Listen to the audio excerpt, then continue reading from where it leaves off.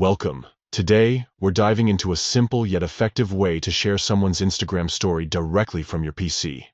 With the latest updates, you can now easily share stories without needing a mobile device.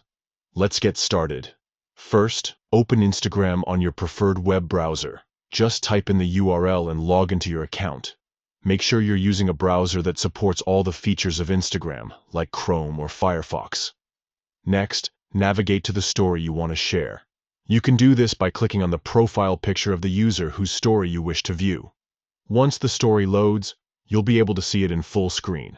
Now, here's where it gets interesting. Select the link from the address bar at the top of your browser. This link is unique to that specific story and is what you'll need to share it with others. Once you have the link highlighted, right-click anywhere on the highlighted text and choose Copy from the context menu.